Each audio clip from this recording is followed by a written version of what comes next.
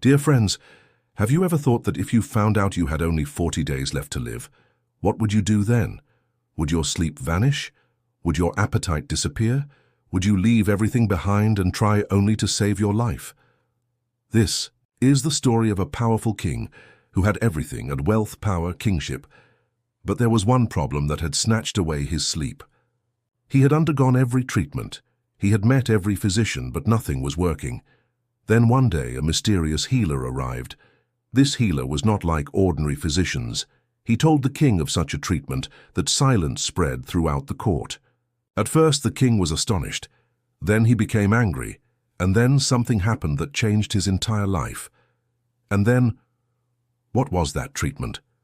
What did the healer say that shocked the king? And that thing which the king had ignored all. His life today, it stood before him as the biggest reality. This story is not just of a king, it is a lesson for all of us. A truth that once known will change your thinking forever. But what was that truth? To know that, watch the video till the end.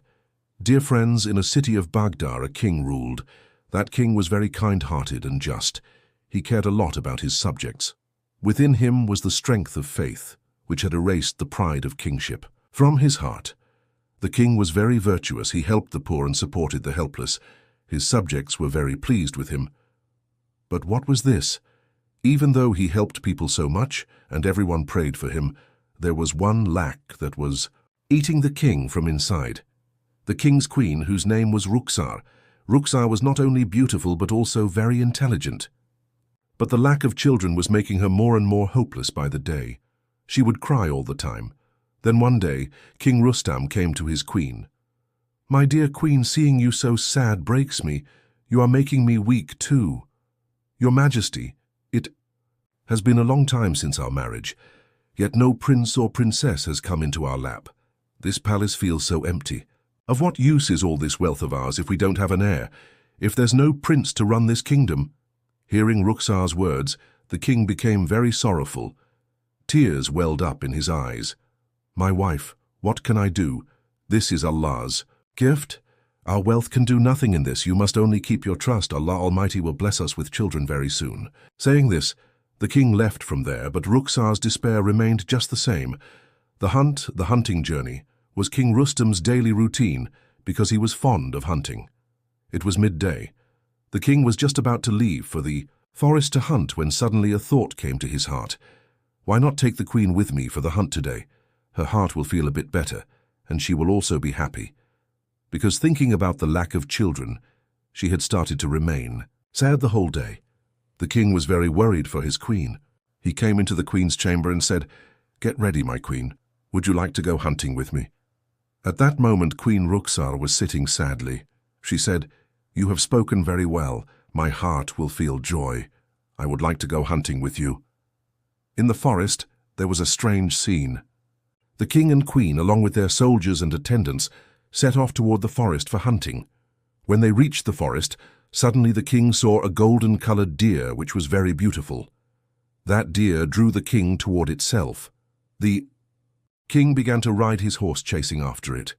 The queen was also with him. The soldiers were accompanying as well. As soon as the king shot his arrow at the deer disappeared. During this time they had reached in front of a large dense tree.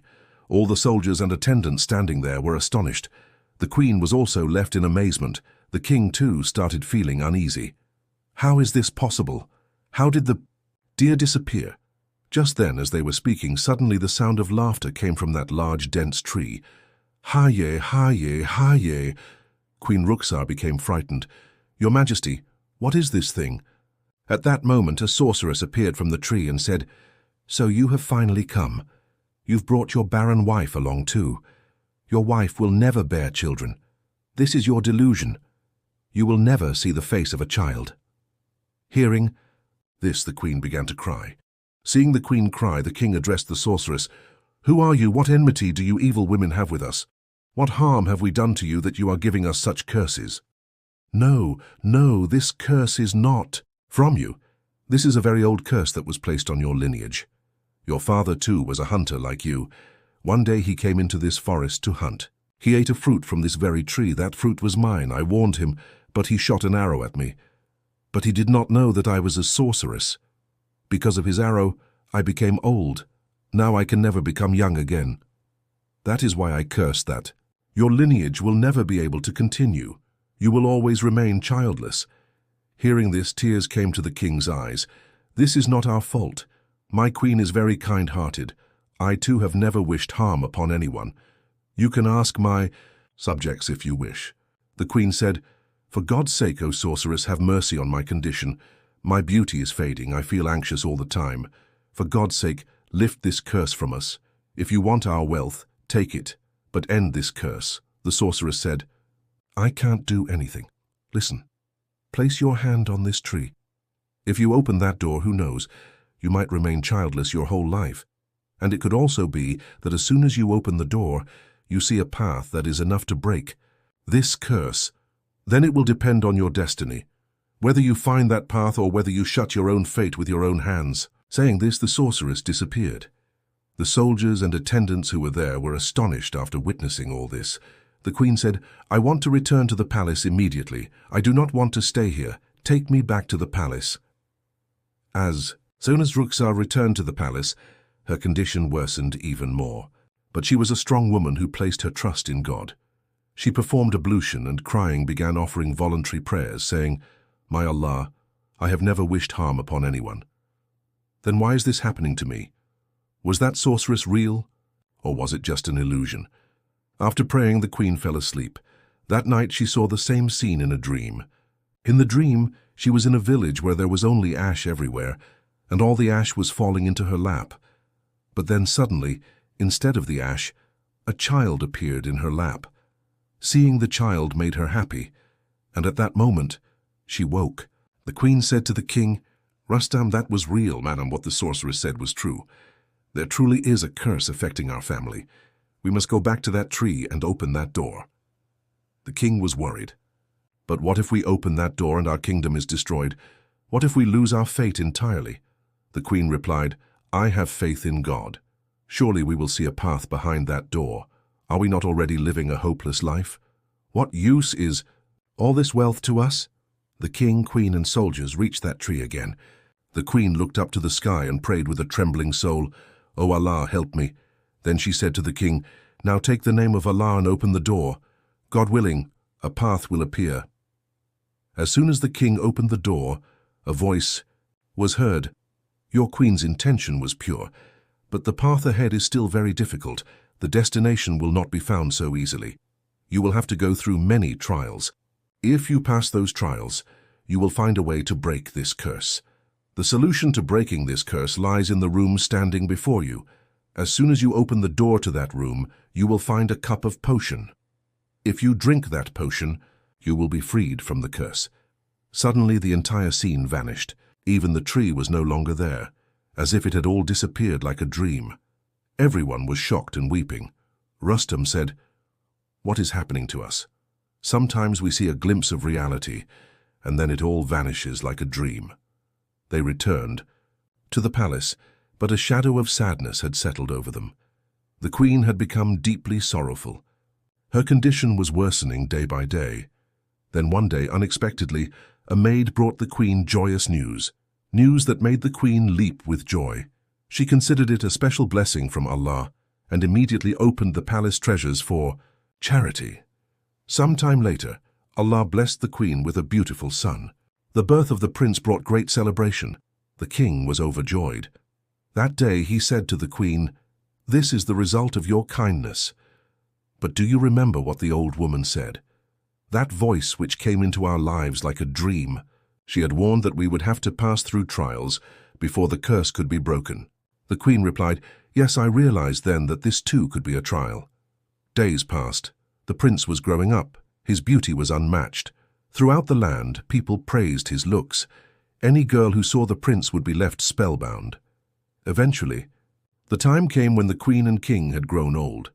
King Rustam handed over his throne to the prince, who was named Salman. Prince Salman had now become king. One day he was sitting in his palace, surrounded by fruits and delicious foods. After eating his midday meal and retiring to his chamber, he began to feel unwell. Despite treatments from many healers and physicians, his illness only worsened, becoming more dreadful by the day. King Salman began gaining excessive weight. He developed a condition of obesity so extreme that his body grew 10 times larger than a normal man's. He could no longer walk.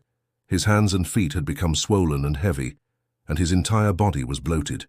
His once celebrated beauty had vanished. Anyone who looked at him would be startled, for his size had grown so abnormal. His parents, Rustam and Rukhsar, were devastated.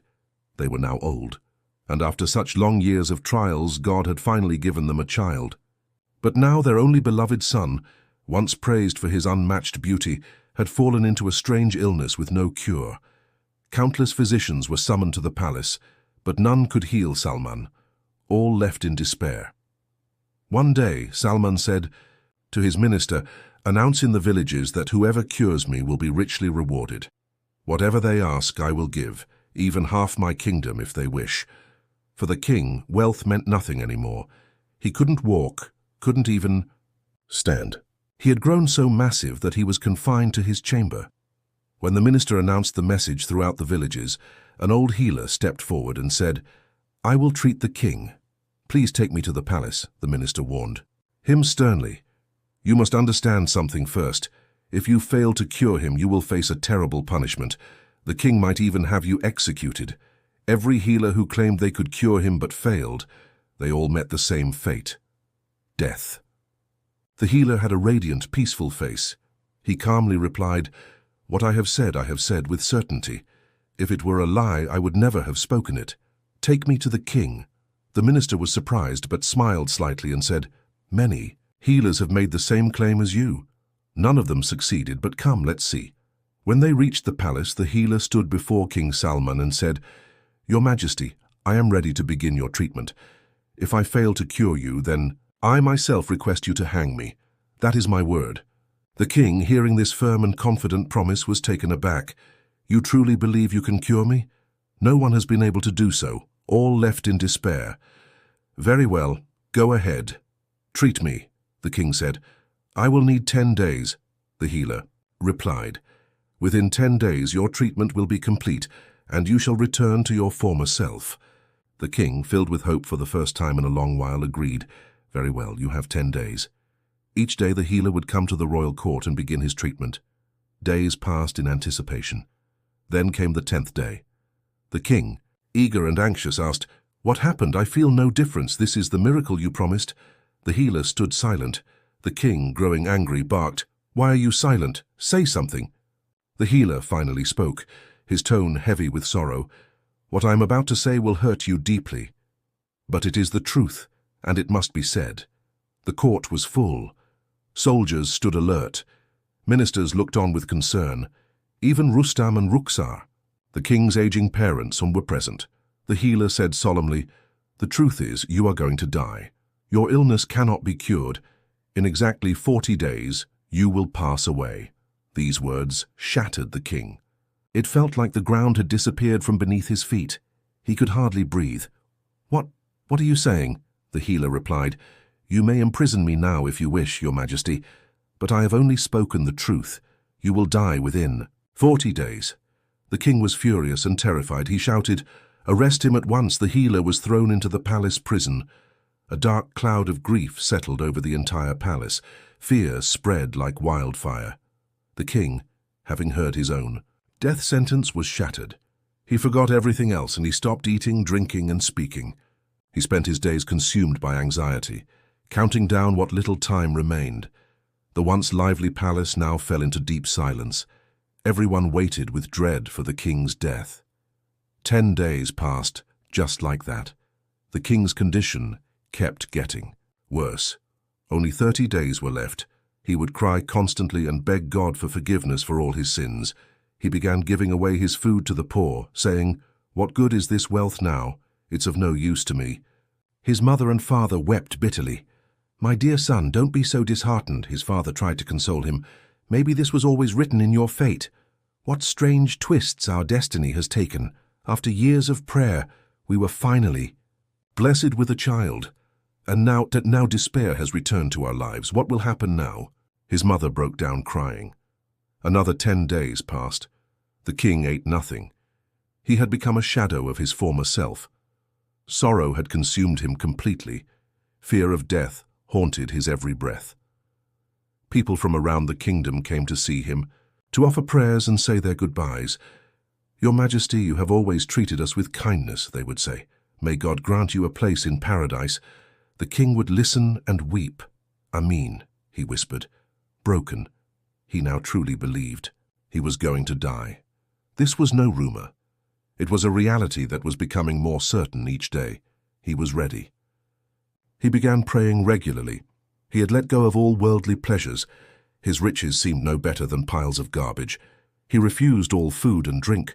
When only 2 days remained until the 40th day, the king called upon his guards, ministers, and servants and ordered, "Go, bring the healer to me." The soldiers arrived at the prison and said to the healer, "The king has summoned you." The healer replied calmly, "Does he want to hang me now?" "No," they said. "He has changed. He is not the same king anymore. He has become humble and kind. He is no longer the man he used to be. The fear of death has transformed him. His obesity is gone. He is not the same." When the healer stood before the king said, "Forgive me, you were right. I'm truly going to die. Your words have proven true. I now believe it completely." Everyone in the court was crying. There were tears in every eye. But among them, one face was smiling. It was the healer. The minister grew angry. "How dare you? The king is dying and you're smiling? You should be ashamed." Even the king became upset. "What kind of man are you? How can you be happy at such a time?" The queen, in tears, shouted, "Hang this disrespectful man immediately. My son is leaving me forever, and he stands here mocking our pain." The guards moved forward to seize him, but the healer calmly raised his hand and said, "Wait. Stop right there. I am not smiling because of his death. I'm smiling because the king's obesity has vanished, and none of you noticed." Everyone stood still. "What are you talking about?" the minister asked. "You've all been so blinded by fear, the fear of death, that you didn't even notice the change," the healer said. "His body, once swollen with gluttony, is no longer that way. The fear of death has transformed him from the inside out. That was the cure, not medicine, but realization, humility, and repentance." The healer suddenly burst into loud laughter. Everyone in the court looked at him in astonishment. "What had come over him?" King Salman asked. "What is the matter with you? Why are you laughing? Tell me." The healer replied, smiling, "Your Majesty, didn't I tell you before? I am not one of those healers who go back on their word. I told you I would cure you, and look at yourself now." The king looked down at himself. It was true. He had returned to his original lean self. The fear of death had weakened him so much. His body had shed all its excess. He had stopped eating and drinking altogether, consumed by the thought, "I will die in 40 days. When the healer explained all of this, the court was stunned. "Your Majesty, this was your cure. It was the fear of death itself that healed you. You gave up food, changed your ways, turned to prayer, lost interest in wealth and indulgence. This treatment didn't just heal your body, it transformed your soul." The king listened, his eyes wide with disbelief. Was this truly the cure? "Yes, Your Majesty," the healer said warmly. "You will not die, not in 40 days, not like that. You've already been reborn." The king began to laugh in joy. "When I first saw you," the healer continued, "I truly believed your disease had no cure. But God has gifted me with wisdom and insight. I am not just a physician. I'm a seeker of truth, a wise man." I spoke words that seemed terrifying, but within them was a cure, a wisdom that changed your life. And that wisdom brought you back, not just in body but in spirit. Your faith has deepened, your priorities have changed, and now you will carry the thought of death with humility, as a guide, not a fear. Congratulations, Your Majesty. Your illness is gone forever. But now, the healer said with a gentle smile, "Your Majesty, please remember, eat less from now on." The king laughed with joy, grateful beyond words. In that moment, he ordered, "Give half of the royal treasury to this wise healer." But the healer humbly refused. "Your Majesty," he said, "I seek no wealth. I live a simple life. This world is only a temporary place. We have become so absorbed in worldly pleasures that we have forgotten death. If we truly remember God and reflect on our end, we will naturally turn toward goodness. We will reform ourselves and find success both in this world and the next. The king, deeply moved, replied, "You didn't just cure my illness, you changed my life." All those present in the court, the ministers, soldiers, nobles, they too were transformed by what they had witnessed. Right then and there, the king appointed the wise healer as his chief advisor. Under his guidance, the kingdom flourished like never before. The healer's wisdom had taught everyone a powerful lesson. Never forget death. Don't become so lost in luxury and materialism that you lose sight of life's reality. Remember, death is a truth. It can come at any moment. And if you live your life chasing wealth and ignoring your end, then you've lost sight of what truly matters. Your riches will be left behind. Only your deeds will go with you. So fill your life with goodness, kindness, and faith. Never be heedless of your Creator. May Allah grant all who hear or read this the ability to prepare for the hereafter, and may He bless us all with His pleasure before we leave this world. Ameen. Write Ameen in the comments and don't forget to subscribe to the channel. Thank you.